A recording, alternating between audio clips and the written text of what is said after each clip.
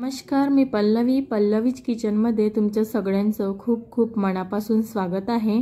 आज आपण दोन पद्धतीचे लिंबाचे लोणचे बघणार आहोत।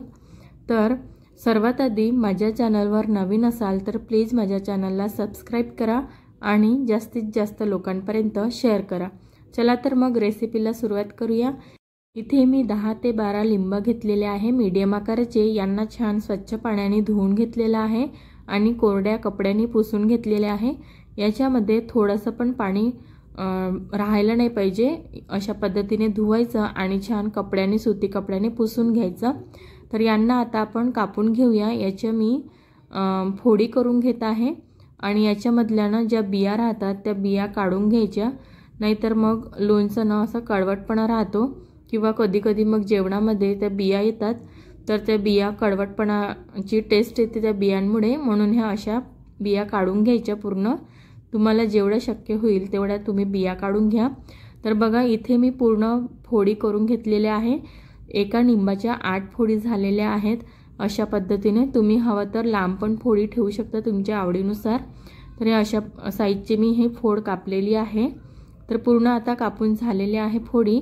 आता याच्यामध्ये मी मोहरीची डाळ टाकलेली आहे। इथे थोडी मिक्सरमधून बारीक करून घेतलेली होती हिला। आणि इथे मी मीठ घेतलेला आहे, सेंधा नमक आहे हा। तुमच्याकडे जो पण मीठ असेल तो तुम्ही याच्यामध्ये वापरू शकता। आणि इथे मी 2 चम्मच हळद टाकलेली आहे आणि इथे मी 3 चम्मच लाल तिखट टाकलेला आहे। आणि आता ह्या सगळ्या जिन्नसांना छान व्यवस्थित मिक्स करून घ्यायचं। अशा पद्धतीने कोरडा चम्मच घ्यायचा, अजिबात पाणी लागू द्यायचं नाही फोडींना, नाहीतर लोणचं खराब होण्याची शक्यता असते। अगदी कोरडा चम्मच घ्यायचा मिक्स करायला। आणि मीठ थोडं जास्त प्रमाणात वापरायचं याच्यामध्ये, म्हणजे लोणचं टिकून राहतं, जास्त काळ खराब होत नाही। आणि इथे मी थोडंसं हिंग टाकलेलं आहे। हिंगामुळे लोणचं छान राहतं आणि टेस्ट पण छान येते लोणच्याला। तर याला पण आता चम्मचनी मिक्स करून घ्यायचं। हिंगाला पूर्ण फोडींना हिंग डिकलेला पाहिजे। आणि इथे मी 1 वाटी गूळ घेतलेला आहे, बारीक कापून असं बारीक पावडर करून त्याचा।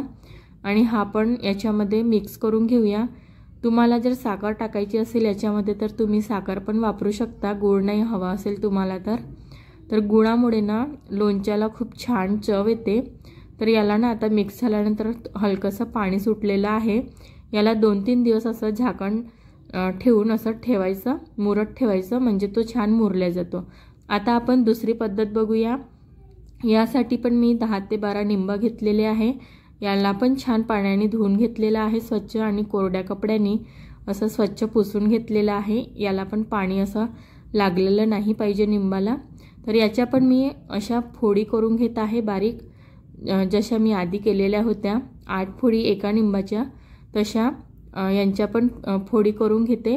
आणि यांच्या पण बिया काढून घ्यायच्या, अशा पद्धतीने कापून घ्यायच्या आणि बिया काढून घ्यायच्या। बघा मी यांचे पूर्ण फोडी करून घेतलेल्या आहे पूर्ण लिंबाच्या, तुम्ही बघू शकता।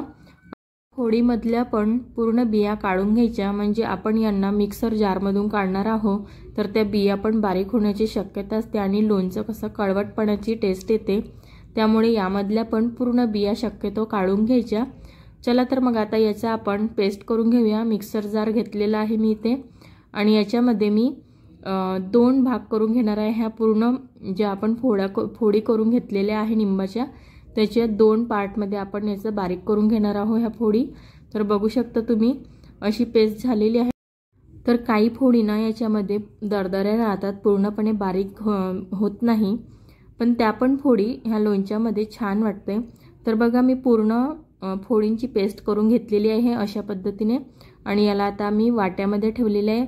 हे वाटं मी गॅसवरती ठेवलेलं आहे, वाटं गरम झालेलं होतं, तर मी हे जी पेस्ट होती ती पूर्ण टाकलेली आहे। आणि 3 चम्मच मी लाल तिखट टाकलेलं आहे आणि 2 चम्मच मी हळद टाकलेला आहे, अर्धा चम्मच मी हिंग टाकलेला आहे इथे। आणि इथे मी 1.5 चम्मच मीठ टाकलेलं आहे। तुम्ही मिठाचं प्रमाण कमी जास्त करू शकता, पण मीठ शक्यतो थोडं जास्तच टाकायचं, म्हणजे लोणचं चांगलं टिकून राहतं। आणि इथे मी 1 वाटं गूळ टाकलेला आहे बारीक करून। तुम्ही गुळाच्या ऐवजी याच्यामध्ये पण साखरेचा वापर करू शकता। तर आता ह्या सगळ्या जिन्नसांना ह्या पेस्टमध्ये मिक्स करून घ्यायचं आणि हे बघा आता उकळी आली आहे, पूर्ण गूळ वितळलेला आहे याच्यामध्ये. तुम्ही बघू शकता किती मस्त कलर दिसत आहे.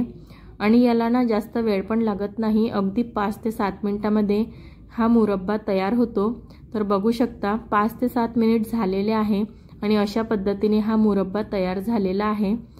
तर खूप जास्त वेळ लागत नाही, दोन्ही लोणच्याला जास्त वेळ लागत नाही. तुम्हाला इन्स्टंट लोणचं पाहिजे, मुरब्बा पाहिजे खायला, तर तुम्ही हा अशा पद्धतीचा मुरब्बा बनवू शकता.